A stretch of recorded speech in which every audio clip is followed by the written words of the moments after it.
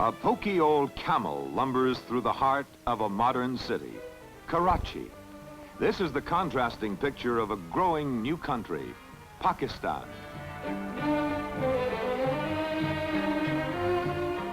Created in 1947 by separating the Muslim regions of India from the Hindu, the new nation is located in two sections on the northwest and the northeast borders of India, which leaves East and West Pakistan divided geographically by 1,100 miles. The largest Muslim country in the world, 2 million of the Republic's 87 million live here in Karachi.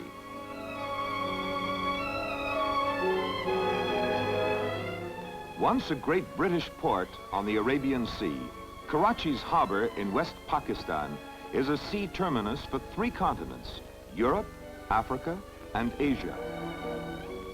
The cargo these workers are loading is salt, the 3rd largest exporter of cotton. Pakistan also supplies 75% of the world's jute for making burlap. A strong military harbor, Karachi was the westernmost bastion of the Indian Empire.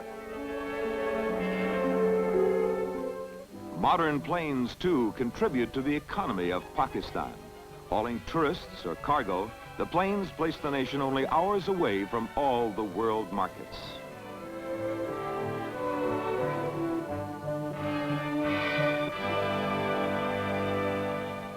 The many sides of Pakistan have made it a new fascination for tourists. In the same latitude as California, its gleaming beaches and mild water provide a perfect playground, privacy off the beaten path. Most visitors of the fragile sex avoid a camel ride, but some folks must try everything once. They'll remember this ride. It'll be a sore subject with them for a long time. A smoother ride can be found on the Arabian Sea, where boating and deep sea fishing are excellent. In these historic waters, you feel the exotic spell of a faraway land. But you also feel at home with hosts who love the same sports and recreations.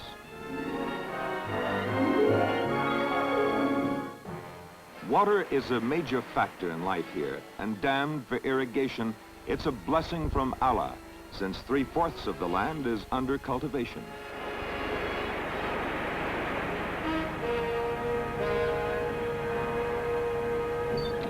Old methods are still seen in the rural areas, but 80% of the population depends on agriculture for a living. In the West, wheat and cotton are major crops. In the East, rice and jute are grown. Other crops include tea, sugar cane, and a variety of fruits.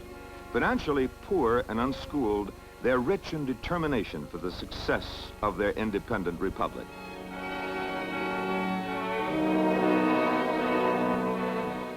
For romantic names, no setting excels the Khyber Pass and Himalayas, where Sahib Rudyard Kipling spun the yarns of the Punjabs and the British Indian soldiers.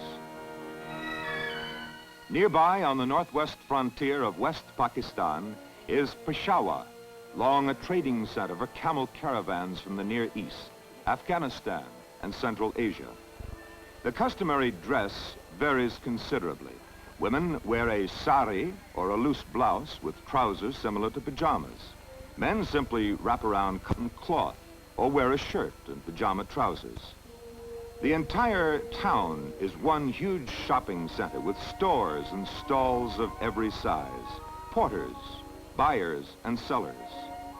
There is a variegated mixture of smells and sounds, but fine materials and craftsmanship have made Peshawar the big bazaar of the subcontinent.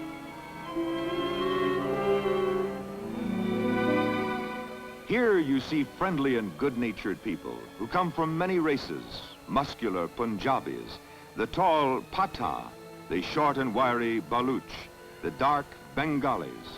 Though most of them speak Urdu and Bengali, English is the official language.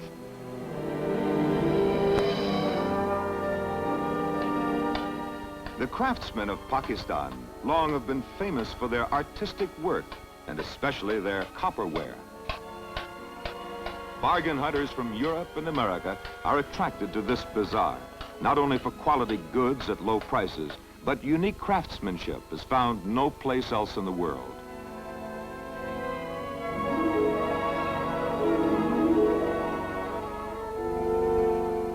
A coppersmith takes the same pride in his glazed pottery and inlaid brasses as his father and grandfather did.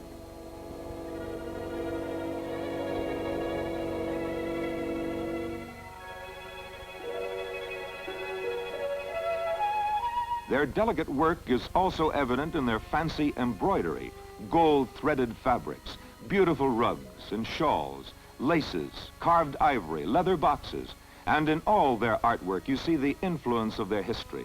For the Indian frontier has always been an avenue of invasion from Siberia, Central Asia, Iran, Turkey, and Arabia.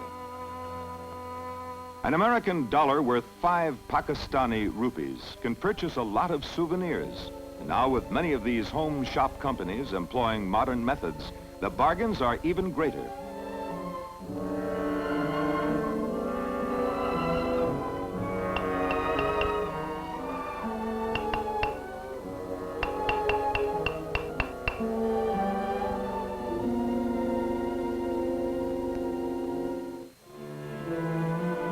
Artistic grandeur marks this magnificent monument of Muslim rule over the subcontinent. In the capital of West Pakistan, Lahore, is the tomb of the Mughal Emperor Jahangir. Begun in 1637, his sons and successors spent 10 years completing it.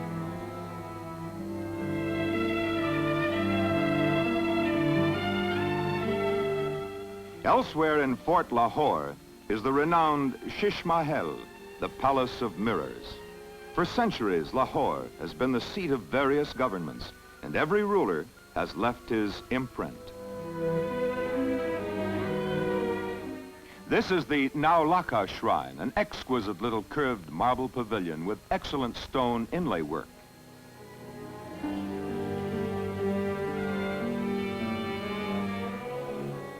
Another ancient sign of the past is the Badshahi Mosque, one of the largest in the world.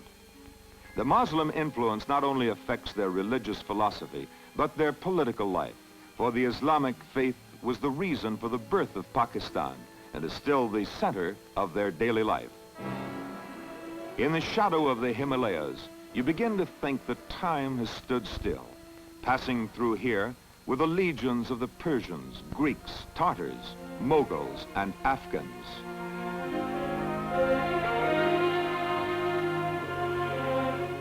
Completely separate from the town of Peshawar is the fort of Peshawar, which is like a city in itself, with homes and gardens, stores and bazaars, and soldiers in dress reminiscent of the Kipling stories and the Afghan war between the British and the celebrated Amir Khan. Around the Khyber Pass still live the ancient tribes whose chiefs gather for ceremonial feasts that haven't changed since the days of Alexander the Great. In these tribal and family societies, it is traditional for the oldest members to make most of the decisions, but the nation is now governed by elected representatives. The food to be eaten with the hands is spicy and tasty. Favorite dishes are shish kebab, curry, pulao, and curd dishes. All kinds of sweets and fruits are available. Melons, grapes, peaches, oranges, bananas, pineapples, plums, and mangoes.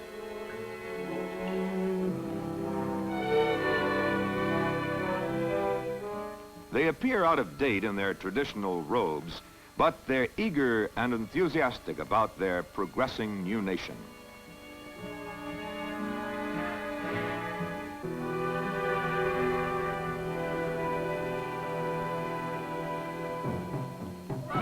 A tribe from the frontier region performs one of their classical dances, the Kultach tribal dance. Much of their music is a mixture of the older Hindu music and rhythms brought into India by the early Arab and Turkey invaders. The military influence is apparent in the dance. Also obvious is the Pakistani respect for physical fitness. A sturdy and energetic race, they stress the importance of good health and hardiness. They have to be in good shape to do this dance.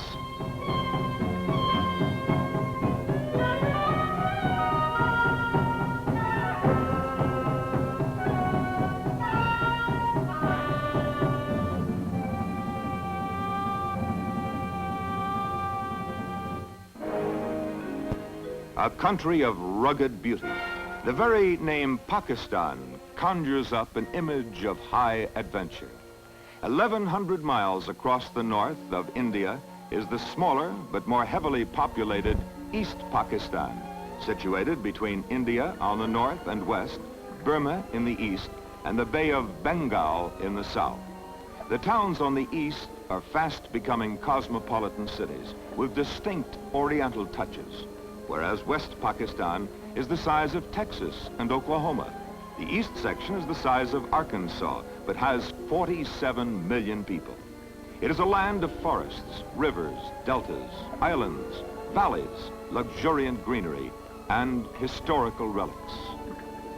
Though the country has a chasm between its two halves, Pakistan remains close with modern planes for travel and a religious faith for eternal solidarity.